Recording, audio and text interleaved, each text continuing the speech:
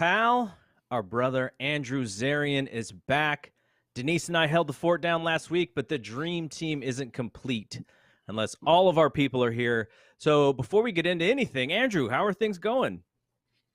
Oh man, doing great. I'm back. It was quite a way to get to Las Vegas last week. I had like 5 different canceled flights coming back.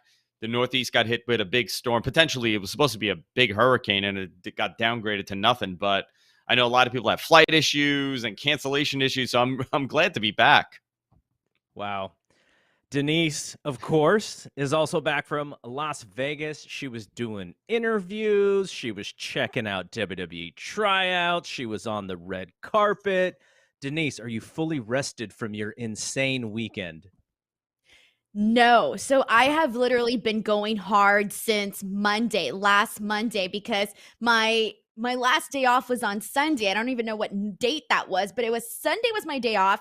Then Monday, Tuesday, Wednesday shows. Thursday, get to Las Vegas. Friday, Las Vegas. Saturday, Las Vegas. Sunday, get to Las Vegas. And then, get back to Los Angeles. And then I got back to LA on Sunday. And then Monday, I was back to work because I fell behind because I was in Las Vegas doing all this other stuff. I fell behind on my other work. So it was just literally nonstop. So right now, I feel like I'm still on a very go mode, and I don't think I'm gonna stop until probably this weekend on Saturday, which is my day off. Yeah, but here's the problem: you're restarting everything next week. That is true. And I'm catching up with everything that I missed while I was gone. You take like a few days where you're doing something else, and your normal routine just like goes to hell. Yes, 100%. Okay, the other thing, Andrew, were you popping bottles with RVD? What's going on? Like, what was happening at your little event? I got to tell you, I had a very eventful Friday. We had Rob Van Dam and his wife Katie Forbes on the podcast, and we did it live from the Sapphire pool in Las Vegas. For people who don't know what Sapphire is, it's a gentleman's club with a really awesome pool. So Van Dam was booked anyway over there, and I work with these guys at Sapphire. They're one of my clients, and obviously I have a very close relationship with them. So I was like, listen, I think I want to interview him. He's like, hey, why don't you come here? We'll hook you up, and you do the show from here. So we did a live show from there. Here's the only problem with that interview. I can't air it on YouTube or anything. Oh dear. Katie Forbes was wearing like nothing. So pretty much the entire interview are twerking on Van Dam as we're having Van Dam and I. Now, this is a little preview, right? The video is going to go live on my Patreon. If anybody wants to see it, I'll give a little plug. Patreon.com/MattMenPodcast. There was a moment that we were talking about spiritualism and how Van Dam has gotten zen over the last couple of years. And he was talking about, being more spiritual and being more understanding and not getting worked up. And we're having this like very deep conversation.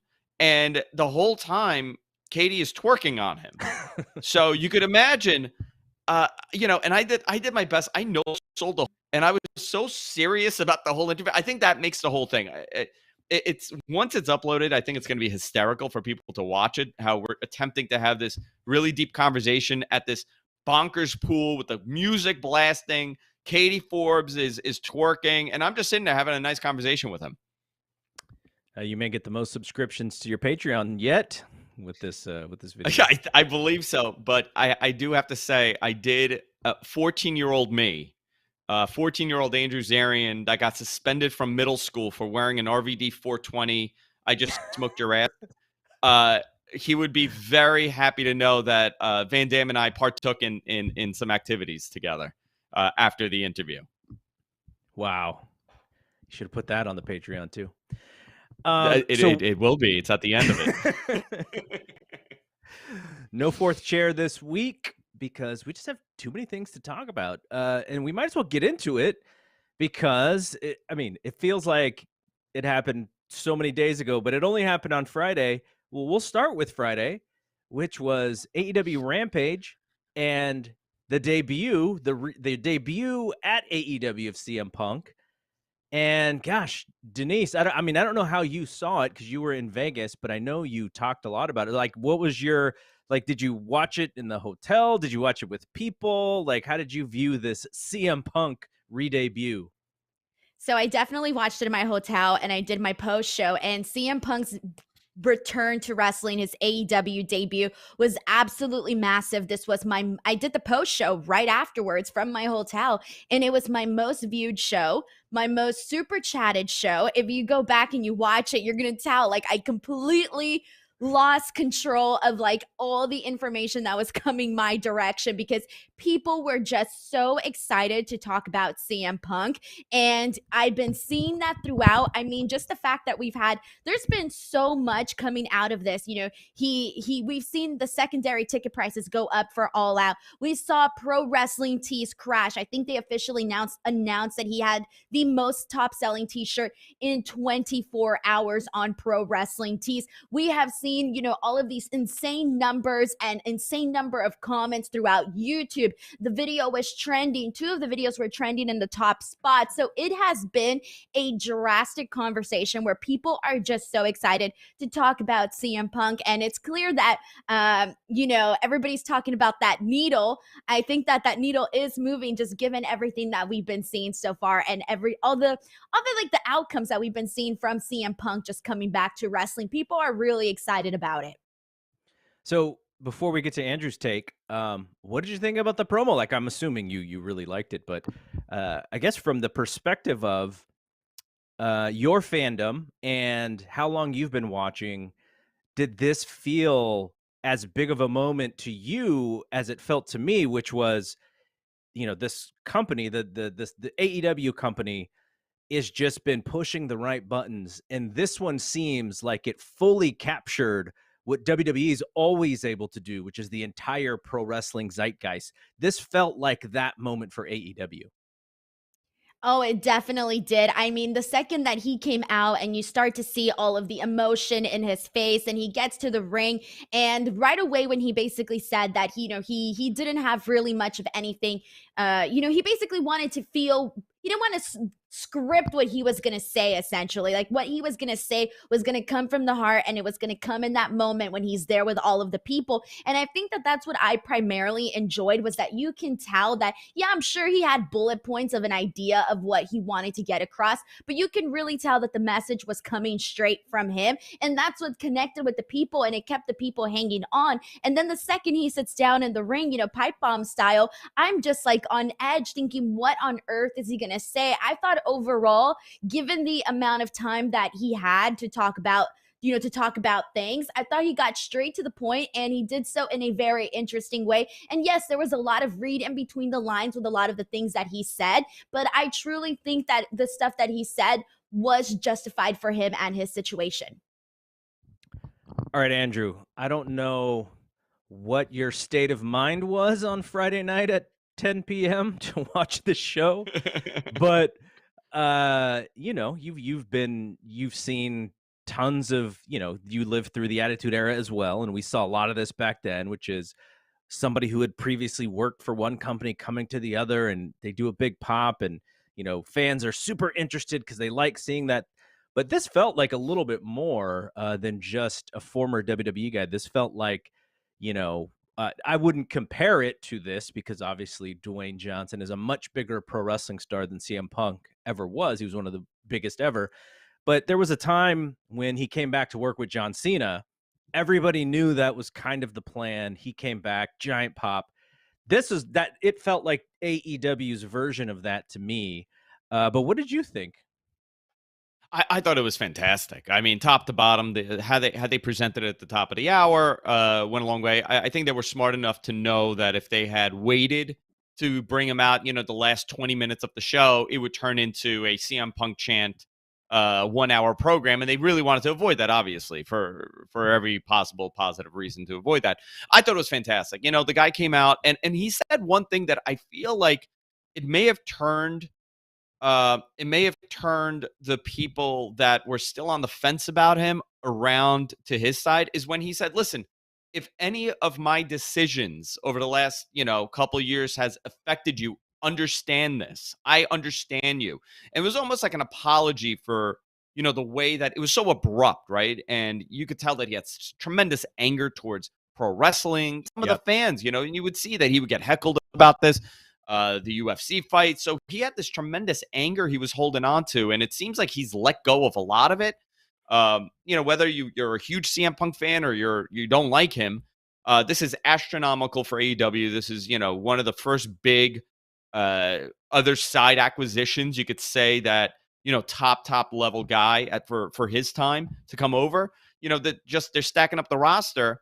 The Daniel Bryan rumors are interesting. The Adam Cole rumors are interesting. The Bray Wyatt rumors are interesting. There's a lot of moving parts here, and I think Punk is going to fit in fantastically in that organization.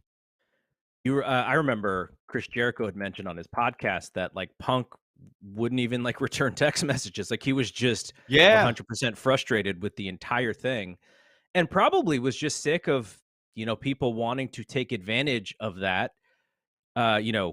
This guy, big star, he leaves. Oh, let's do something with you. We can work off of your name and make money. And he was just like, I'm done with this thing.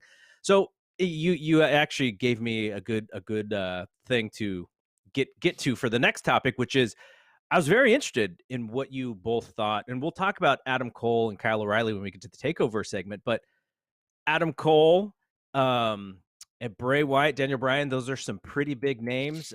Our own head of the table, Brian Alvarez, tweeted today that Adam Cole's contract does not come due until the end of the week. So at this moment, he's not a free agent and can't yet negotiate with AEW or anyone else. I kind of want your prediction. And we'll go back to Denise here. Where do you think Adam Cole ends up? And then Andrew, you can pop in with your prediction as well. I definitely think that we're no longer going to see him. That we're going to see Adam Cole in WWE. I just feel like, let's just say that I think Sean mentioned that they were probably going to do like some efforts to have like another conversation, if I remember correctly from what was said on there. But yeah, so as of right now, he's still with WWE. But the way I see it is they have already had these conversations. So if he wanted to resign with WWE, I just think if he wanted to, he already would have. And the fact that there hasn't been anything resigned as of yet, that tells me that he's just going to finish honoring his word, and he's just going to go ahead and, let it ride out and then, leave. Andrew, do you feel, I mean, you're pretty close to a lot of stuff that's happening in WWE. Have you heard similar? I tweeted out that I've been pretty disconnected from the story, and there's plenty of other people out there that are covering it a little bit more in detail. I came back from vacation, and then I was in Vegas, so I've been in kind of trying to get back on the horse mode. But I would have said, based on the indicators from talking to people, a lot of people were hopeful that he was going to resign. This was a couple of weeks ago. Almost everybody that I spoke to, they were saying that, negotiation conversations are very positive. The conversation with Vince was very positive, and they didn't know, obviously, what's going on, but they were indicating that they felt that he was going to stay with the company. But over the last 48 hours, a lot of that has changed, right? A lot of it is online speculation. A lot of it is the report from Brian and from Dave, and obviously Sean Ross Sapp, a good friend of mine and Denise's. So I based on all of that and some information I got this morning, the overall feel is that he may not be re-signing with this company is gone. And I think that's a big hit. I think that's a big hit. And I'm not, let me just say, when I say that, a lot of people are going to say like, well, you think he's a big draw. Forget about the drawing power. It's the perception that another top level guy, a beloved within, the internet, beloved within hardcore wrestling fans, is leaving. It's just another one to the list. And, is this part of the plan? I mean, that's something that you constantly hear about. And something interesting that was said to me over the weekend by somebody over there was, listen, we're not in the pro wrestling game anymore. That's gone. We are Broadway. We are theatrics. We are theater. We're Cirque du Soleil one. This is a very different thing. Yeah, you could be a theatric. You could be an actor. But when you're coming and doing a movie, it's a very different way of acting. And that's how they kind of see pro wrestling versus what WWE does. Let everybody else do pro wrestling. We hire pro wrestlers to fill the role of a sports entertainer. And I was like, wow, I've never had it so blatantly said to me in that way. And I was like, you know what? It is a different company. And, the next 5 to 10 years of WWE, it's going to be far more separated than what we grew up watching. I mean, I get the analogy. I think it is very short. I guess it's not short-sighted because that's not the intention of the analogy. They just can't do what they used to do well, and they're trying to reinvent things. And so I get why they would say that. I don't know if I necessarily feel that a lot of fans feel that way, but who knows? So I guess the only thing that I know, and I don't know where he's going, I would presume, I would predict if I had to make a prediction, much like Denise's prediction, but I have heard that he's very measured on this. Like, he knows the pros and cons. He's looking at this in a very smart way. And more power to him, man. Like, this is an opportunity. My mentality on all this stuff, I'm a diehard sports fan. So NBA, NFL, MLB, you see the free agency and you see guys go and they sign for as much money as humanly possible. More power to the players here. You have leverage, use your leverage, go somewhere where you're going to be happy and just kill it. And that's kind of how I feel about it. So there was also a report, and it actually broke on Wrestling Observer Radio. Dave Meltzer and I did a show. We actually talked to Mick Foley, and then we had Pat LaPrade on as well. And within just random conversation, Dave goes, "Oh, by the way, Bray, he's going to AEW." And I was like, "Okay." Broke it right on a show, right in the middle. I didn't know he was going to say that. So then Brian Alvarez said that he's actually heard differently as far as Bray Wyatt. So bringing it back to you, Denise, you've sort of read all of that stuff. What do you sense about Bray Wyatt here? And is he a fit with AEW? I think being a fit is not necessarily the right way to put it, because the way I see it as, and you can kind of go back to that tweet that Tony Khan tweeted after that Nick Khan interview. He tweeted something about, you painting the numbers. I mean, I forgot verbatim what it was, but it was basically saying that you can't have everybody doing the exact same thing, right? Yep. So I were to say that if Bray Wyatt were to go to AEW, I think that, he would actually stand out and maybe bring something different. And, there's been, people fantasy booking how they would essentially incorporate him into the AEW, company, and how they would incorporate him into all of that. And so with that being said, I do think that there is a place for Bray Wyatt in AEW, but I also think that because, everyone's going directly to AEW, we can't forget that there's other places too where people can legitimately make careers. And, we're constantly talking about that forbidden door. I think at this point, and, no matter where you work, you can probably find yourself, or at least hoping that you might end up also doing stuff for other companies as well. And I actually thought, first and foremost, that I do think Bray Wyatt would be somebody that would just absolutely kill it in New Japan. I think he'd be, given his size and given how he can work, I think that they can definitely do something with him there. And it would be different. Obviously we wouldn't be seeing, the Bray Wyatt that we saw in WWE. That's perfectly fine. But we would be getting like this different type of Bray Wyatt that we necessarily maybe haven't seen before just yet. And that's what things are all about, reinventing yourself and doing all of that. But I think that he can bring different things to the table in different companies. So to answer your question, I do see him going to AEW, but I also see him doing more than just AEW. So Andrew, Dave has awesome sources. Brian has awesome sources. You've seen how the sausage is made when it comes to the reporting and when it comes to getting information. Why do you think that they both have different sides to the story here? Generally, when that happens, I would say that it's because people are feeding different types of information to get it out. I don't know. One of them could be possibly right, and the other one could be given wrong information. Dave has a tremendous track record, so I tend to in towards Dave's report more often than anything. He does his due diligence. He, if you look at it, 40 years of doing this. I think he said 50 years of covering pro wrestling. This watched morning, I think he SummerSlam. said I 50 watched years. I watched SummerSlam with him. He told me he believes he still has a couple of observer subscribers from 1971. Wild, I freaking That wasn't is wild. even It's just born yet. unbelievable, actually. insane. That's actually really awesome to hear. I don't know. I think sometimes the truth lies in the middle. If you're Bray Wyatt, you're gonna want to negotiate with WWE. You shouldn't end it. I think they did really good with his character. I know that some people thought it was corny or whatever, but for whatever it was, they were able to create this bizarre character that got over with majority of the fans.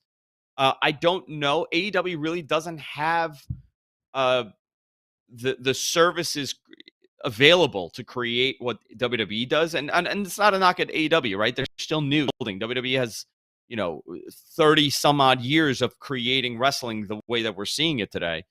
I think for Bray, he has to do whatever makes him happy. At the end of the day, I think that's what it really comes down to. He's a guy that's achieved everything. He became a top guy in the company with every character that he's done. He's held multiple championships.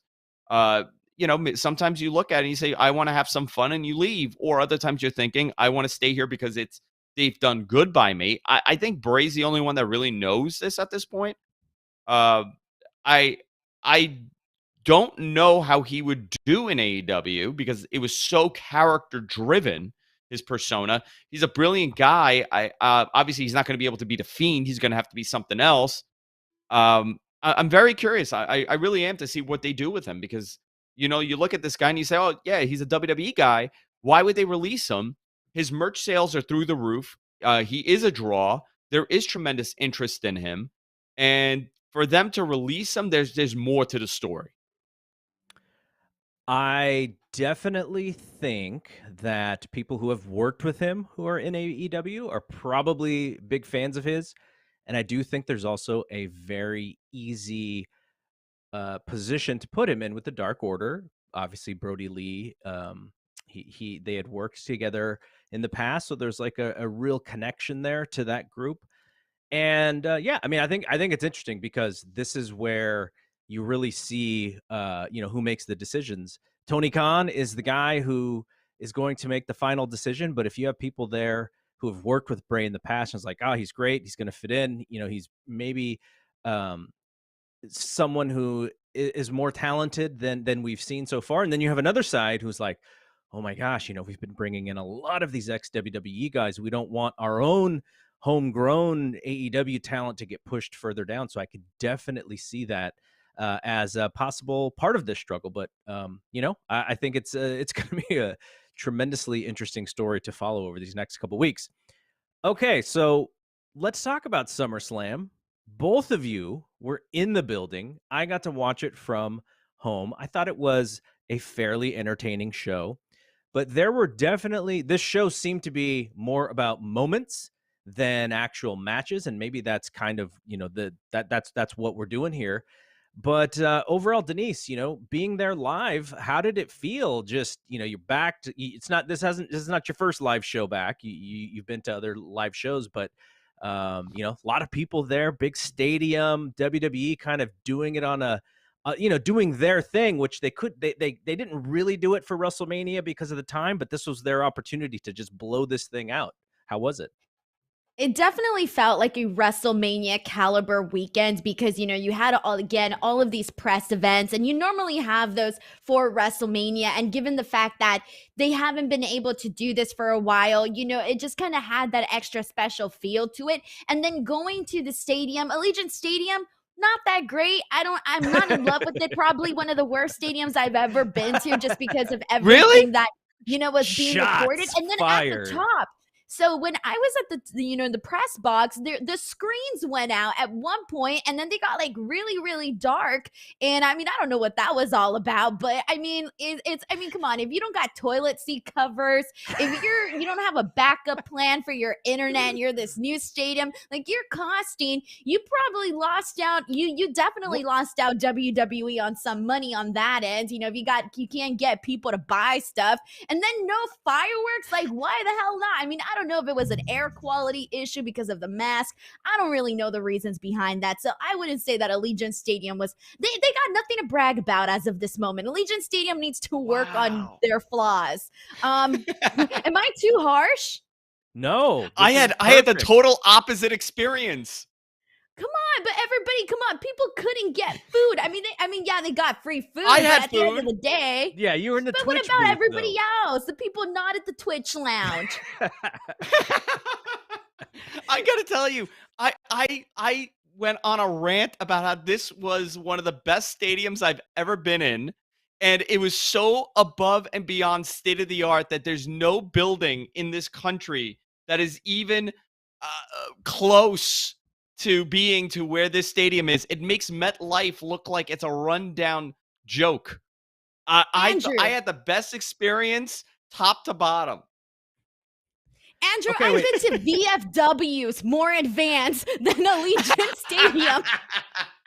All right. Okay, but why? Like, what are the reasons, Andrew? Like, Denise gave her very clear reasons on why she thought it was a little bit of a junior varsity effort. But what did you think on your side? I got to tell you, I had beautiful club level seats. Thank you to WWE obviously for those beautiful seats that they hooked us up with. I had Twitch lounge access. There were like 5 different bars. They had beautiful bar seating. They had seating. You had food. You had I was living. It was, but this was very, very similar to like going to like Yankee Stadium and getting Delta Club access, or like Citi Field and getting Delta Club access. I honestly, I think that this is one of the most state-of-the-art facilities. Yeah, you know what? You couldn't buy it for about, I don't know, 7 hours. You know what? I got my food first. I was smart enough to stock up. They were handing food and drinks to us.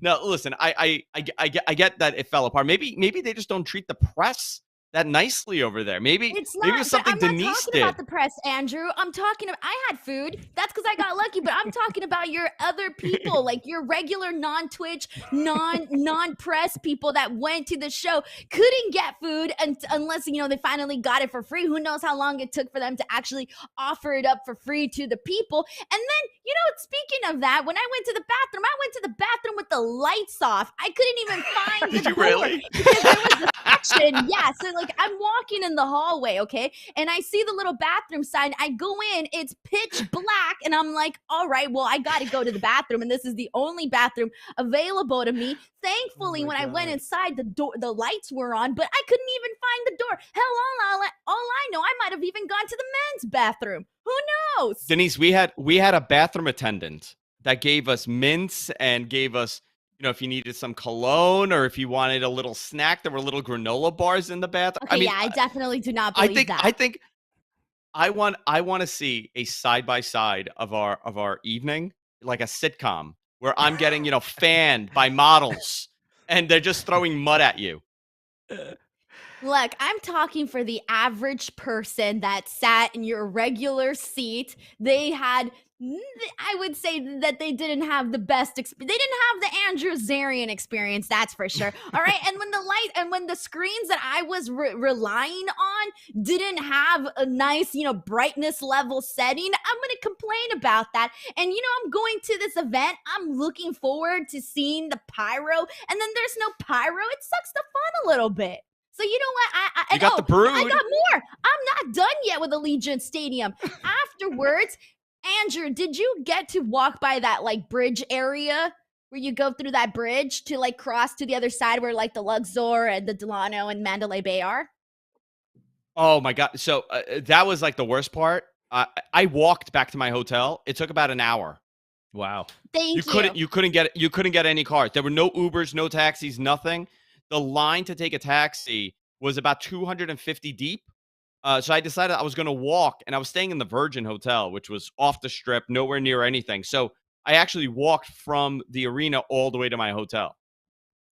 Thank you. That's exactly what I wanted to get at too. I was walking with thousands of people on that bridge. People were jumping the walls. I don't know if you saw this, but there were people jumping walls so that they could cut through because guess what? There was a big pile of people. We were literally being herded like animals onto that bridge. It took a while to even get onto the bridge. So people were cutting and they were jumping over the wall too that they could cut off that section. And then you finally get onto the bridge and you're there with thousands of people and you got to zigzag your way through everybody to even make it somewhere. So yeah, I had a little bit of complaints about that.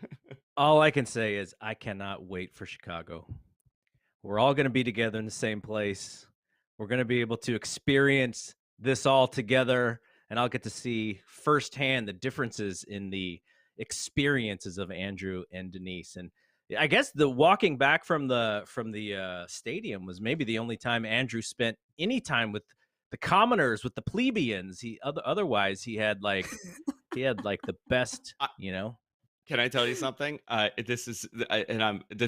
so serious. I had my mask off outside, right? Because I was outside and I had the mask on for hours inside that building. I put the mask off. As soon as I hit that Las Vegas Strip and I saw like what was going on and all the people, I put that thing right back on. And it wasn't COVID. It was nothing to do with COVID. I didn't want to catch whatever these people have. All right, it was like the X-Men had assembled. Let's talk somewhat about this show. I think there were a couple big things that happened. Everyone's sort of heard everybody's Eric, recap. I'm gonna skip away from a second. 1 second. Okay, I'll come back. Go ahead. All right. So Andrew, I wanted to ask Denise first about Becky, but we'll save that for when she gets back. Let's talk about Brock. In the main event of this show, John Cena, Roman Reigns had a pretty good match. I thought John hasn't been wrestling for a few years now, so he was a little awkward and clunky in some situations, but Roman was great. They had a good match, ended perfectly. I would say the last 2 or 3 minutes, the crowd was in the palm of their hands, and then we hear Brock Lesnar's music, setting up what, who knows, maybe it's Brock and Roman with Paul Heyman, in a shark cage. But what did you were there? My worry with the Brock thing was that, this is kind of how they bring Brock back all the time, but he's been gone for a long enough time where it did feel fairly special. Did it feel pretty big in that place? Yeah, cowboy hipster Brock Lesnar is my new favorite version of him, with his little man bun and the the pants and the jeans, the shoes. And I thought when the too tight tank top, perfect. Listen, I don't believe in that. There's no too tight. I'm part of that club. So I have to tell you, he did get a big ovation. I thought it was really cool that he came out there. He did the stare down with Roman, but afterwards, after the cameras went off for the pay-per-view, everybody was, leaving the building because they think, Brock already went halfway up and he's leaving, and he comes right back in. John Cena rolls into the ring, I guess, to do his goodbye, and Brock Lesnar comes in and just murders him. Hits him with an F5. He's dead. He's in the ring. He bounced. I've never seen John Cena bounce like that in my life. He bounced onto the rope after he took it. And, maybe, I don't know if that was just for the fans or maybe they're going to plan something, but it seems like Brock Lesnar's coming in as a babyface because he was giving everybody high fives on the way out. Yeah. But what a natural story for him, Heyman, and Roman Reigns. Very organic storytelling there. But here's the interesting part. So I asked about this immediately when he came out because I was told leading up to this that Brock is not on this. Originally, Brock was planned for Lashley. That was the original plan. There were creative differences. I know Paul Heyman was very much involved with this, with the negotiation. Generally, whenever Brock is there, he's obviously hands-on with this. And it didn't work. I heard people within the media partners, and I heard from people within WWE that it fell apart, and it was creative reasons, and something changed, and they really wanted the show. Really, really wanted Brock for the show. They got him, and you know what? They put him in a great storyline. I would much rather have this be the story than him losing to Lashley at SummerSlam. Do you still sense that we are headed towards Rock and Roman, or may possibly Brock have shifted in this spot because maybe Rock is in LA instead of in Dallas this year? November is going to be very telling at Survivor Series because it's the 25th anniversary of The Rock's pro wrestling debut in WWE, and it was at season. I believe it was at MSG. They're going to Oakland for this Mhm. one.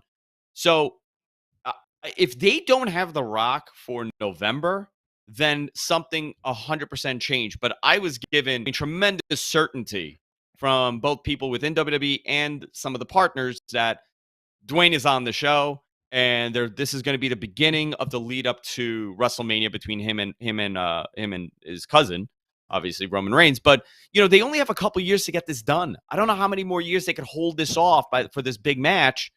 Rock is how old is he now?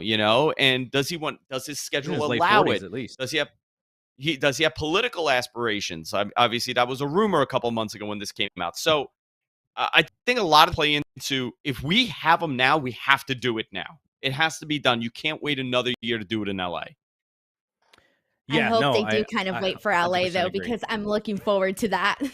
By the way, I'm back. I had to kill a spider. I'm sorry, but that thing Oh was my moving gosh. really fast, and I knew that I was going to lose it. And I was like, oh, hell no. That is not going to be roaming around my studio area.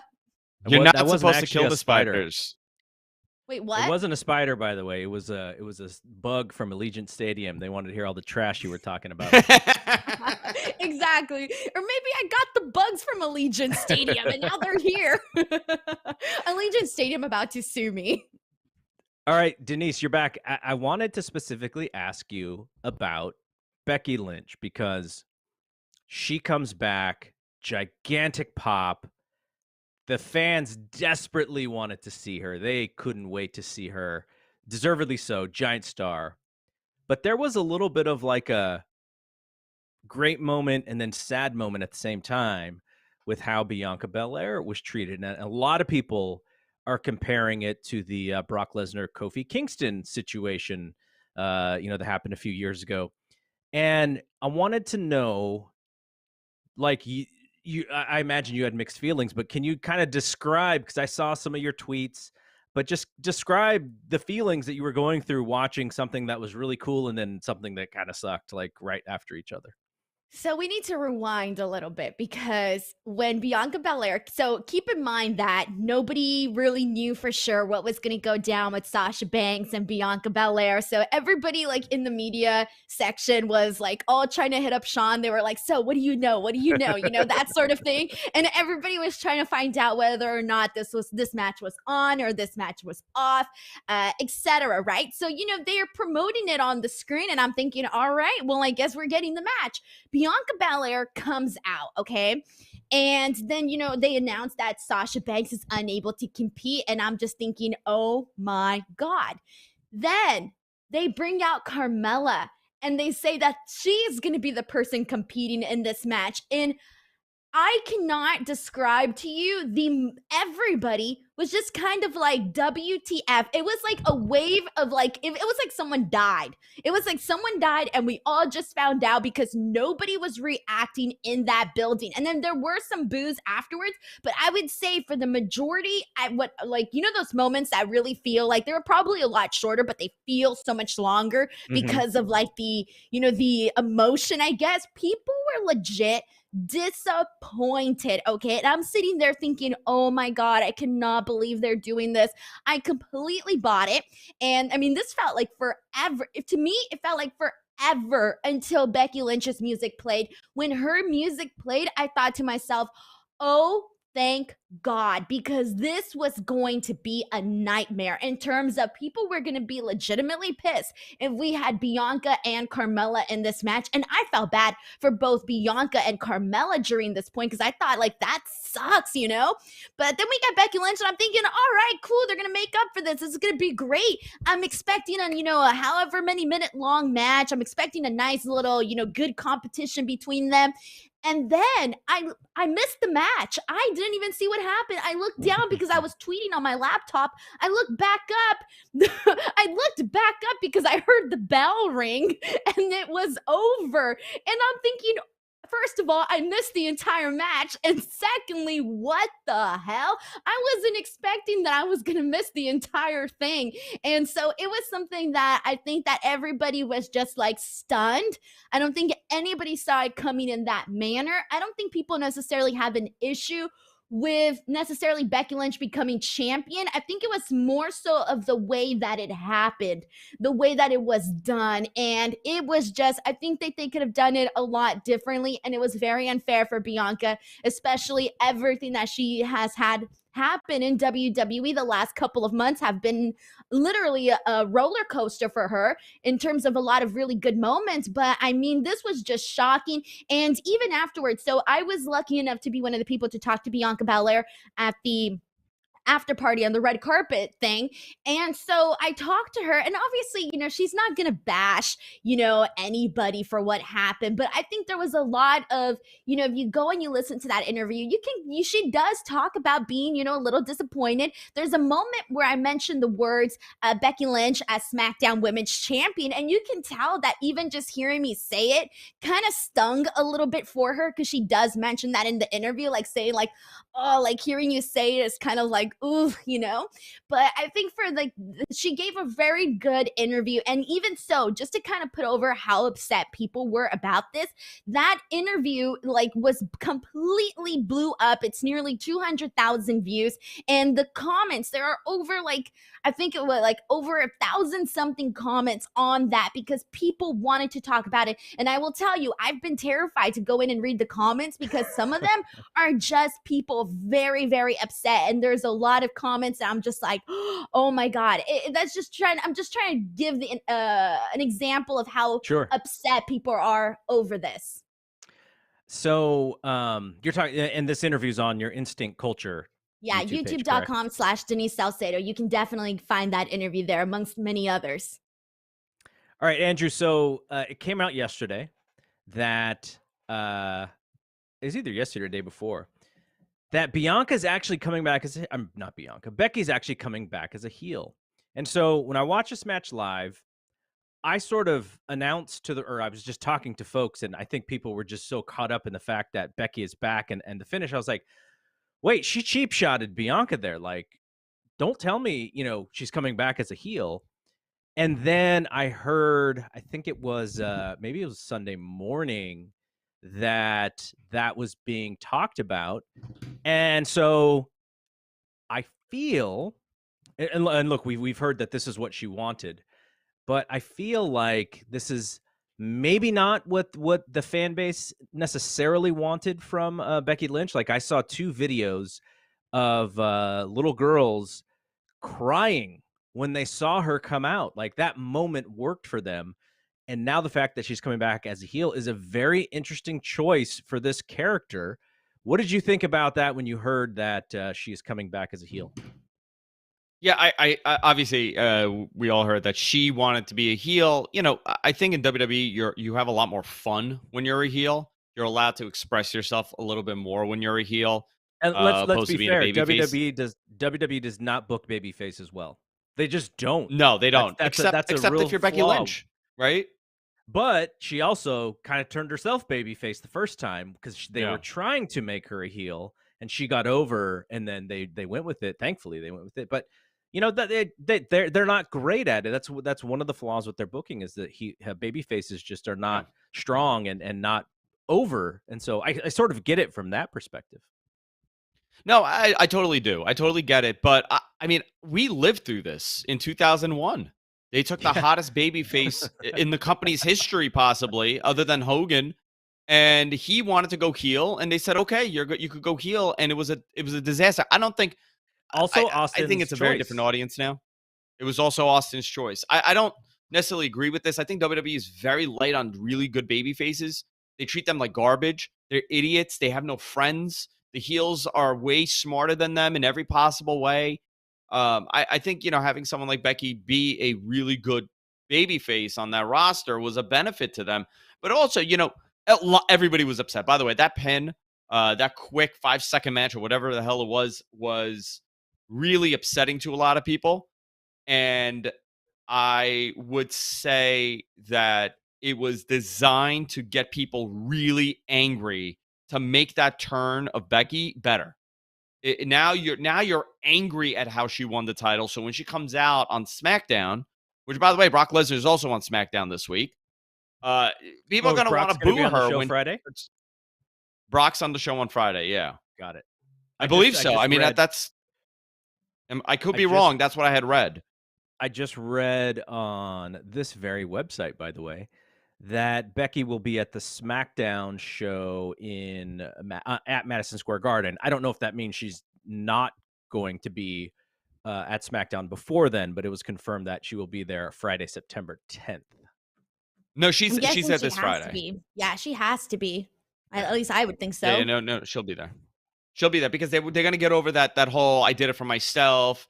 You know, you guys, whatever. You know, the Becky Lynch yarn promo, and you know what? People will forget how angry they were at the loss, and they'll say, "Oh, okay, now I get it. Now she's a bad guy," and then we'll want to see Bianca go back, and I that'll just be the think big story here. I just think that there was a lot of leg left in Becky Lynch being a babyface, and given the fact that it was not hard she didn't have to work hard to be a babyface. I do think that they should have kept her as a babyface, and they should have kept Bianca as a babyface, and the way that everything went down should have not gone down the way that it did. It is a big bet that Becky as a heel is going to be a giant star, because what they did to get there is cut the legs off of an actual babyface that was sort of working and is fresh and is someone that they've been building. So that's a bet for them that, I would hope that that they have plans for Bianca to get her feet back and to get kind of back where she was. But that was a moment where I was like, oh my God, I wonder if she could get back because of the way that they treated her. So hopefully maybe the fans will just will it to happen because they're so frustrated, and they will will it to happen for Bianca.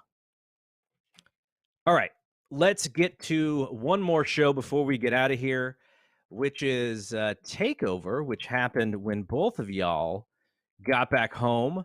I did not watch this show live because I was just so burnt out on constant wrestling Friday and Saturday, but I did watch it yesterday and a little bit of it today. And it was a quality wrestling show, but there was a sense of NXT because of the decisions that WWE has made. NXT feels so cold right now, and it's so unfortunate because there were moments on this show that made you remember why some of the best wrestling has happened, in the last 5 years on takeovers. You had the Dragunov and Walter match, which was great, which was match of the weekend. You had finally the Cole and Kyle O'Reilly situation. Raquel and Dakota had a really good women's title match. But did you both, and we'll start with you, Denise, did you sense that there's a little bit of like NXT kind of feels like yesterday's news, or were you able to sit there and go, wow, this is a really great wrestling show?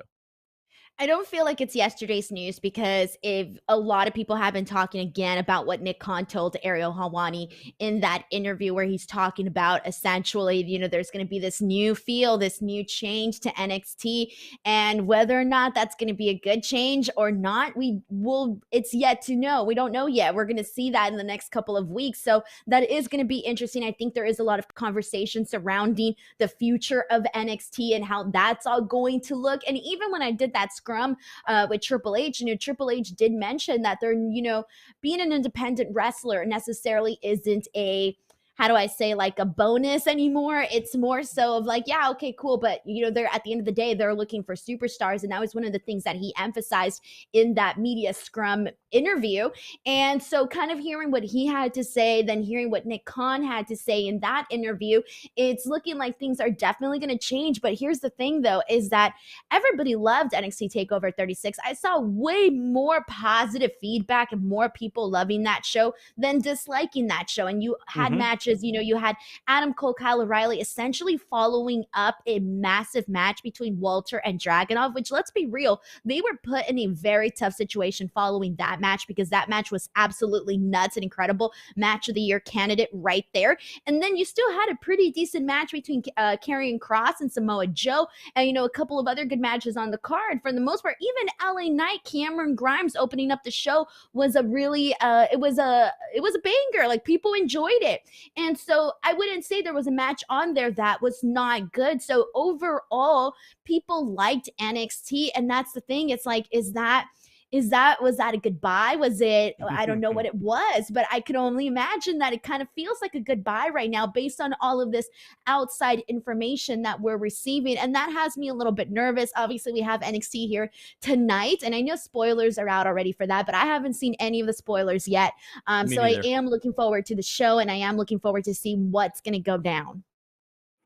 All right, Andrew, as we close this show down, I want you to get the last word on NXT and Takeover and your thoughts about all the stuff where, AEW and WWE, giant weekends for them, and then Takeover kind of has to follow and is the classic wrestling show, but, not a ton of people are necessarily talking about it like the CM Punk situation. Yeah, I think it maybe got lost in the shuffle because there were so many big events happening this weekend. Mhm. So, it kind of felt a little lackluster. And also, perception wise, they've taken a tremendous hit the last couple of weeks with all these stories and the releases and everything happening. I thought it was a fantastic show. Let me just, I'll start off with saying that. I think it was a great pro wrestling show. It was a really good takeover. I can't even think of how many really bad takeovers we've had. Maybe one was in the early days. But here's the reality of it, in talking to people over there, because I'm really curious what changed their mind on NXT. And this is not coming from an official source, but I would say that maybe the lack of accessibility to these guys, like a guy like Nakamura, a guy like Bob, a guy like EC3, these guys are either signed up somewhere or they had their run there and it didn't work, or they're in AEW. You just don't have the pool of talent freely available like you used to, because these guys, a lot of the names that you would probably see in NXT today are in AEW right now. Mm-hmm. And they pivoted away from this finishing school type concept for NXT, and they've gone back to the original concept of having these guys learn pro wrestling and learn how to work on TV rather than having a veteran like Nakamura or Samoa Joe. I mean, I know that Joe's there, but Joe's there to kind of be the one or two guys on that have name recognition for all viewership. But the reality is NXT was always developmental, and they want to go back to it, and they're not really looking for independent wrestling talent with bad habits, and that's the term that they use, and I'm using hand quotes for people listening. I think they want to go and start guys like Gable Steveson would be a great example of a WWE type guy that they would want with name recognition. He's an athlete. He's an Olympic gold medal winner. To have him go through their training facility like a Kurt Angle did and then become a top star, that's what WWE to create. They're not really looking at great example. Everrise, right? Great Mm-hmm. example. 2.0. You let these guys 2.0. They let them go. They were not doing anything in NXT, which is developmental, and they go to AEW. The first thing they do is knock out Jon Moxley on his way to the ring. I mean, you know what I mean? Like, how do you go from one to the other? Yeah. And these guys are fantastic. They're fantastic pro wrestlers, and that's not what WWE does. And I think once we start realizing that this is professional wrestling anymore and it's something else, we're going to kind of start seeing it. I'm not defending it, by the way. This is not my defense of these products. I love pro wrestling. I'm not crazy about this other stuff. Whatever the sports entertainment stuff is, they have great moments, but for the, as someone that grew up on pro wrestling, I want to see the wrestling.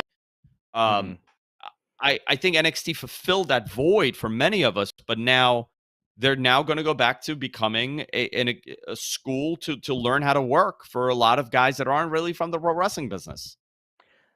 I fully believe that Vince saw AEW as exactly what he called it, which was the blood and guts pro wrestling company, and he sicked his NXT folks on them. Let's stunt their rise. And the second NXT did not stunt their rise. I think he made a decision on what that product is and how valuable it is. Garrett? Go for it. Here's the thing. How could NXT survived against them? They were given Nothing. They took their talent. They took top talent away from them, and they moved them to the main roster, right? They're not traveling in gigantic buildings weekly. They are in a couple 100-person building. They really never had a chance. If you're channel flipping, there is nobody on the face of the planet, even if you hate AEW, that could say aesthetically NXT was a better looking show. And that's everything. We're the hardcore fans that know what NXT is. And that was their viewership. We realized what they're able to do with it. If I'm channel surfing and I'm a P2 viewer, or if I'm a P3 viewer, I'm gonna sit there and I'm gonna be like, what the hell is this? And I'm gonna put on the other product. That's just the reality of it. And it doesn't matter how good the wrestling was or great talent that they had. It just aesthetically didn't look up to par of what AEW was doing. And then they took their top guys away. You take Keith Lee away, you take Matt Riddle away, and everybody else that went up got called up. That's a big hit to your product. It didn't give any reason to become a full-fledged competitive, back and forth thing. And then they just pulled the rug under them and gave up. Oh, I 100% agree with you when it comes to that, but I do sense, or I do believe that Vince thought he could do that and put that show up and maybe not kill AEW, but definitely stunt the growth. And when it didn't happen, is Vince going to blame himself? No, he's going to figure out, okay, well, it had to be for this reason, not because of my decision. It had to be for this reason. And thus, this idea that we're running this show as an actual competition versus what we originally created it for, which is to get people ready for the main roster. He just decided that, okay, we can't do that anymore. And we got to go back to what we're doing because we lost anyways. And so I think that decision to go back to what NXT is or will be soon, I think that decision is fine. I just find it interesting that they came to that decision after, they essentially lost the Wednesday Night War. So, Now, okay, wouldn't one you more want to thing. be a fly on the wall Yeah. for that conversation? One more thing. I forgot. I wanted to ask you both one more thing. It is related to last night's Raw. And we just saw Karrion Kross lose to Samoa Joe in the main event of TakeOver. And then they put him in a costume. And I'm kind of wondering, because I saw Mattman had a photo, and I'm guessing these words were from you, Andrew, about why they put him in a costume and what was that reason. So it wasn't my quote. It wasn't my quote. It was what was said to me. And if I could pull this up, I'll read it here. But I thought it was very interesting, and it made a lot of sense.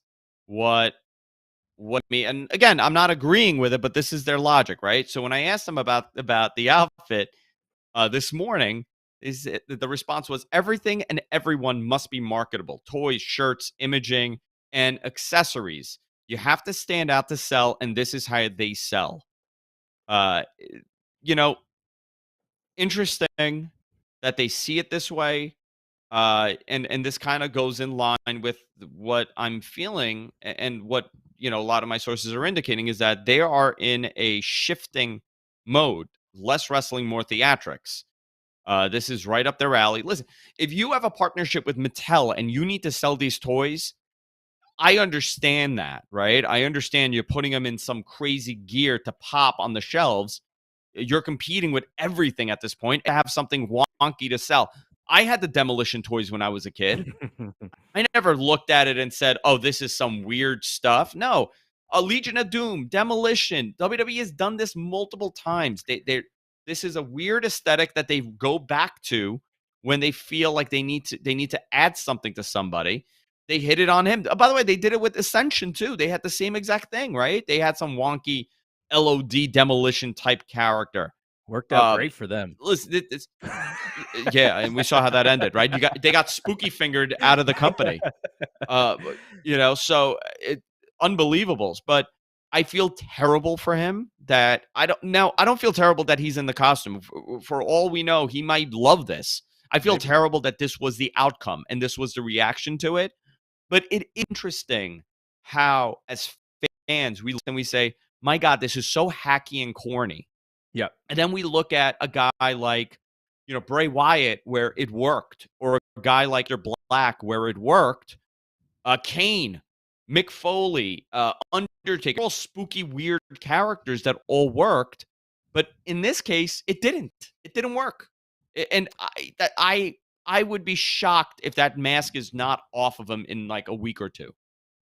Yeah. Denise, what'd you think about that? And the suspenders, too. You got to talk about the suspenders because everybody was posting like all of these like X-rated comparisons. You name it, it was there. I mean, people had so much fun with this. And it's sad because, the second I saw it, I knew people were going to just, crap on it essentially. And can you blame them? It's a little silly. Like, Andrew just mentioned people, like Bray Wyatt. You mentioned people like Kane. I feel like there's a way to do this type of thing, but it's not just giving them the costume. It's also selling it. Like, you can say like, if, they say this a lot in fashion, like you can rock anything if you've got the confidence and you got what it takes to do it. And I'm sure if Karrion Kross, maybe if this gimmick was given to somebody that could make it work, then hell, maybe it could work. But it's not working right now with Karrion Kross. And of course, this is only based off of, one day, one night. So maybe I'm being a little unfair, but it's very goofy, and I feel really bad because I do like Karrion Kross. I am a fan of Karrion Kross, and just everything that's been happening the last few weeks with him, or I don't even know, maybe months now. It's been very unfortunate. I will get the last word on this one, but I want you both to think about your performer of the week. I will tell you, mine is going to be from the NXT show, so that opens up CM Punk and possibly Brock or Edge or Seth Rollins. So you guys think about that. I'll finish this point on the Karrion Kross thing. And what it reminded me of is when Stone Cold Steve Austin created the Stone Cold Steve Austin character, and he talked about all of the gimmicks that they put in front of him that he had to turn down, all the different names, Chili McFreeze and all these goofy names. And similarly, when Mick Foley goes to WWF, he comes in with all of these weird names that he's got to like fight for, to not be this terrible name. Mankind, I think it becomes Mankind the Mutilator, and then they just kill it at Mankind. And unfortunately for Karrion Kross, he is in a different WWE, like Andrew has been explaining basically this whole show. But to me, you think about the top merch sellers in the history of this company: Stone Cold Steve Austin, Austin 316. He was the product, right? He got over. And when he got over, then the t-shirt sold. The Rock, same thing. Because the 1996 version of smiling babyface Rocky Maivia did not work. And then they figured out what worked for him, comes to the Nation of Domination. And then when he turns babyface, he's like a giant star. I mean, let's even look at John Cena. He comes in with the buzz cut and the colorful tights, ruthless aggression, John Cena. That doesn't work. And they got to go back to the drawing board, and they get a character that works. That character works, then he becomes a seller. So my point is, the wrestlers themselves, the characters themselves used to be the product rather than the gear or the gimmick, or to me, it seems like they're trying to sell something off of Karrion Kross because they don't think he can become the product. And I hope I'm wrong there, because as much as I didn't like him at NXT, I would love to see him succeed in Raw. I think he's a little bit more built for that show. So that's kind of my thought. The wrestlers used to be the product.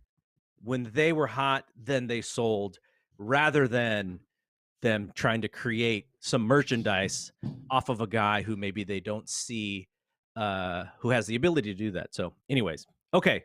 So we'll get to your performer of the week, Denise. I will just say mine, Ilya Dragunov, match with Walter. It could have been Walter as well. I'm just gonna go Dragunov because what a baby face, what a tremendous come from behind type of baby face that I think everybody can get into. I don't know what they do I kind of hope that he stays on NXT, but I don't know how he fits what their new thing is. So maybe he just goes back to NXT UK and he defends the belt there. But tremendous match. I don't know if it was better than some of the best New Japan matches I saw this year, but it was really, really good. Excellent. And he's my pick. So, Denise, who's your performer of the week? So, if the CM Punk debut thing would not have happened, I would have definitely gone with Dragunov as well. I really would have. However, just because of the impact and the symbolism and just everything that went down, it's got to be CM Punk for me this week, for sure, hands down. Yeah, that's an easy one. Andrew, shut it down. Who's your performer of the week? I'm not going to go with CM Punk, but I think CM Punk deserves it. But I would say Edge. That Great match. he was unbelievable, phenomenal match. Watching it live was a lot of fun, and coming out to that Brood entrance I mean, that was the moment for me. But the real performer was myself interviewing Rob Van Dam and no selling Katie Forbes twerking the entirety of a 1-hour interview. So I awarded to myself. If I get to pick myself, that's what I'm doing right now. Then you also got to enjoy the Twitch lounge with a bathroom attendant, a butler. I'm never going to hear the end of this. I mean, come on. This is just sad. We were the rest of us out here living like peasants. All right, I'm getting booted out of my office. I got to go too. All right, let's shut it down. All right, for Andrew, for Denise, I'm Double G. We'll see you when we see you. Peace out.